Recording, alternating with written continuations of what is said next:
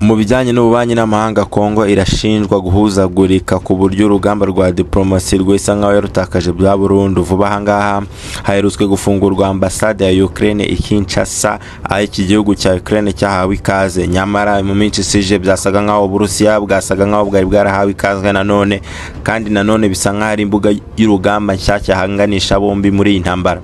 Minisitiri w'ububanyi n'amahanga wa Kongo Bwana Christophe Rutundura yemejwe yuko gufungura ambasade ya Ukraine Kinshasa ari gushimangira umubano na Ukraine, bikaba no gukomeza ubufatanye mpuzamahanga.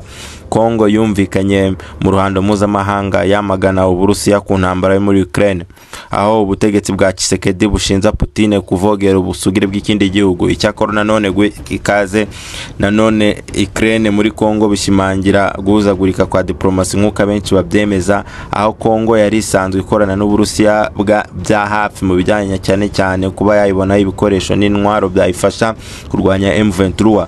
N'Uburusiya buhereza guverinoma ya Kongo intwaro bukayihereza imyitozo ya gisirikare kimwe n'abacancuro bafasha Kongo n'abambari bayo guhangana n'inyeshyamba.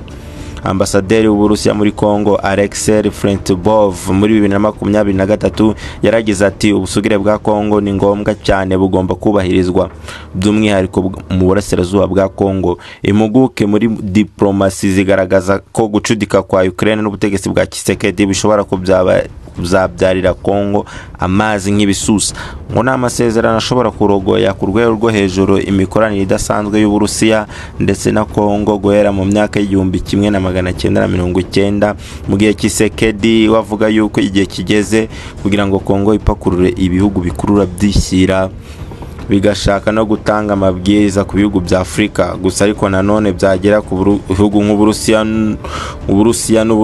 n'Ubushinwa. Ni mu gihe Tshisekedi wavuga yuko ko igihe kigeze ngo Kongo yipakurure ibihugu bikurura byishyirira bigashaka no gutanga amabwiriza ku bihugu bya Afrika. Gusa ariko nanone byagera ku bihugu nk'Uburusiya n'Ubushinwa akasa nk'urumahuha. Tshisekedi mu magambo yaragize ati mu bafatanyabikorwa bahambere ngo ntago buri gihe bubaha inyungu zacu.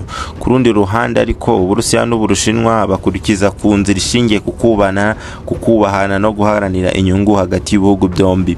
Amagambo ya Tshisekedi ubwo aheruka gusura Ubushinwa, Bwana Tshisekedi yongeye gushimangira inyota yo gukorana n'icyo gihugu mu guhabwa intwaro zihambaye nuko Ubushinwa nabwo bugahabwa amabuye y'agaciro. Bwana Tshisekedi na Xi Jinping barebeye hamwe uko havugurirwa amasezerano yo mu 2008 yemereraga Ubushinwa mu gutunda amabuye y'agaciro ya Kongo ku ngurane y'ibikorwa remezo. Ubushinwa kugera amagenga aya ngaya gufite ukuboko kunini mu mabuye y'agaciro acukurwa muri Kongo, aho bigereye ubu ngubu buri gihugu cyose kizamuye ijwi gisaba M23 guhagarika M23 nta kuzuyaza. Ubutegetsi bwa Tshisekedi buhita bwishimagiza cyane, cyaba gifite intwaro gishobora kohereza Kongo kigahabwa isoko y'amabuye y'agaciro nta kundi gutekereza kabiri.